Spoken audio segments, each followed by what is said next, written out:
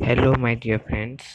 आज मैं आप लोगों को डीएवी पब्लिक स्कूल का कक्षा 7वीं का विषय हिंदी का पाठ 1 बारहमासा का पूरा सॉल्यूशन दूंगा। जैसे कविता में से बातचीत के लिए और जीवन मूल्य के बारे में मैं आप लोगों को पूरा बताऊंगा। तो बने रहें इस वीडियो में अंत तक मेरे साथ। और मेरे तो सबसे पहले है कविता में से, जिसका प्रश्न संख्या 1 है, भारतीय महीनों के नाम लिखिए। इसका उत्तर है भारतीय महीनों के नाम चैत, वैशाख, जेठ, आषाढ़, सावन, भादो, क्वार, कार्तिक, अगहन, पौष, माघ और फागुन। दूसरा है वर्षा ऋतु में क्या होता है। तो मतलब इस प्रश्न में पूछा जा रहा है कि वर्षा ऋतु में क्या क्या चीज़ें होती हैं। तो जिसका उत्तर इस प्रकार होगा, वर्षा ऋतु में हर तरफ हरियाली ही हरियाली छा जाती है, सभी नदी सरोवर भर जाते हैं तथा मेंढकों की आवाज़ इधर उधर सुनाई देती है। आप लोग इधर उधर सुनते होंगे, मेढक लोग टर टर करते रहते हैं। तो वही बरसात के टाइम में ये मेढक लोग ज़्यादा आवाज़ करते हैं। प्रश्न 3 है कि अघन नाच क्यों नचा देता है। तो इस प्रश्न का मतलब ये नहीं है कि जब अघन आता है तब हमें डांस करना पड़ता है। इसका मतलब ये है कि जब अघन आता है तो हमें किन किन परेशानियों से गुजरना पड़ता है। तो इसका उत्तर होगा, अघन नाच इसलिए नचा देती है क्योंकि अघन के समय में कड़ाके की ठंड पड़ती है और पानी भी बहुत ठंडा होता है और मम्मी उसी ठंडे पानी से नहाने के लिए बोलती है। इसी वजह से हमें अघन में थोड़ी तकलीफ होती है। अघन का मतलब जैसे ठंडी का टाइम आता है, नवंबर दिसंबर, इन्हीं सब टाइम में अघन आता है। तो दोस्तों, जैसा कि आप जानते हैं कि मैं ये वीडियोस आप सबों की मदद करने के लिए बनाता हूँ। मैं आप लोगों की मदद कर रहा हूँ, तो आप लोग भी मेरी एक मदद करें। मेरे इस वीडियो को लाइक कर दें और मेरे चैनल्स को सब्सक्राइब कर दें।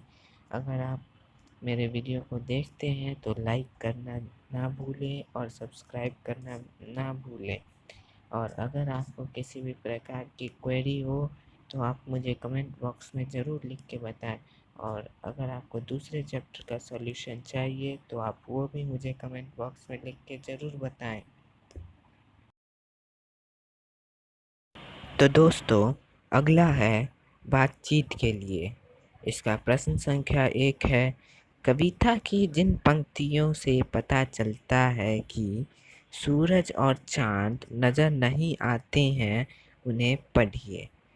तो इसका उत्तर है, कविता के इन पंक्तियों से पता चलता है कि सूरज और चाँद नज़र नहीं आते हैं। पता नहीं चलता तारों का, जाने कहाँ मयंक है, झांक नहीं पाता सूरज भादों का आतंक है। तो अब आते हैं प्रश्न संख्या 2 पर। पतंग उड़ाने के लिए बच्चे क्या क्या करते हैं। तो इसका उत्तर होगा, पतंग उड़ाने के लिए बच्चे बाजी लगाते हैं, गली मोहल्ले सब बच्चों से भर जाते हैं और सब तरफ शोर ही शोर मचने लगता है। और प्रश्न संख्या तीसरा है, आपको कौन सा महीना सबसे अच्छा लगता है और क्यों। तो इसका उत्तर है, मुझे सबसे अच्छा महीना अगहन लगता है क्योंकि इस महीने में कड़ाके की ठंड पड़ती है और मुझे ठंडी के समय में रज़ाई के अंदर मोबाइल चलाना और पढ़ाई करना बहुत अच्छा लगता है। अब दोस्तों, ये जो प्रश्न संख्या 3 है, तो इसमें आप लोग कोई भी उत्तर लिख सकते हैं। यह आपसे पूछा जा रहा है। मुझसे जो पूछा गया था, तो मुझे तो मोबाइल चलाना और पढ़ाई करना बहुत अच्छा लगता है।